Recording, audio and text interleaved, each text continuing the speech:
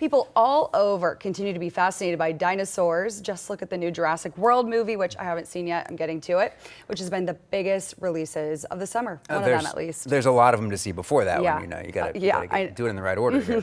Right here in Central Ohio, you can get up close and personal with these creatures of the past. Meredith Garofalo has this report from COSI.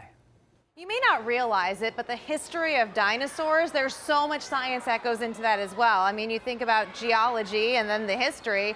So Joe is here from COSI, and we're gonna get a sneak peek of a really cool exhibit here. That's right. With somebody that's a lot bigger than both of us. Yeah, we start here with probably the most famous dinosaur, Tyrannosaurus rex. We've known about this animal for well over 100 years, but we're still learning new things. And I think that's really cool, and that's one of the themes of this exhibit is how do we learn about these extinct animals? And sometimes you learn things that you might not learn in the classroom. Right.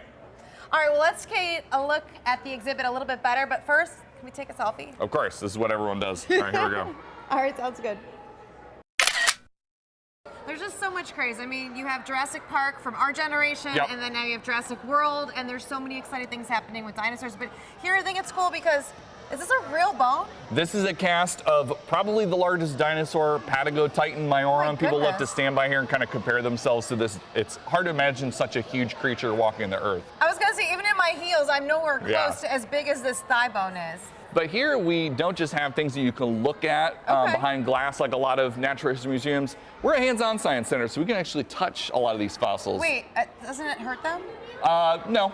Oh, so this is good, okay. I think it's important for people to be able to touch this object that belonged to an animal that was around 150 million years ago. I just think that's so cool. I think it's cool too, and it's literally, you have history in front of you and you get to experience it in a different way instead of just going somewhere or looking at pictures. Yeah. And this display behind me too, this Yeah, is so really that was what we call a incredible. body fossil, like the claw. This is what we call a trace fossil, or these fossil trackways, which tell us how these animals moved.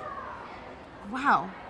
So these would be the paw prints, per se, of a dinosaur? Yeah, so an animal like that, one that we touched the claw of, what we call a sauropod, the long-necked dinosaurs, they walked across this floodplain, left their footprints, and that lets us learn a lot about how they moved and maybe how they acted in groups. Very cool. So what else do you have in this display that's worth checking out? Well, we'll take a walk here, and we're going to head to one of my favorite parts, because we love to inspire curiosity here at COSI. Dinosaurs are one of the topics that kind of get people interested in science. And this is cool. We've got these great skeletons, but I love our diorama over here, because when people walk in here, they can imagine that they have traveled back in time to the early Cretaceous period, and they can see some of the plants and animals. If you stand here and listen, you can even hear cicadas, just like outside here in Ohio. So the dinosaurs had cicadas just like we do? Yep. That's how old cicadas are? Yes. See, these are fun facts you wouldn't just learn normally in a textbook or at school, or you might learn at school, but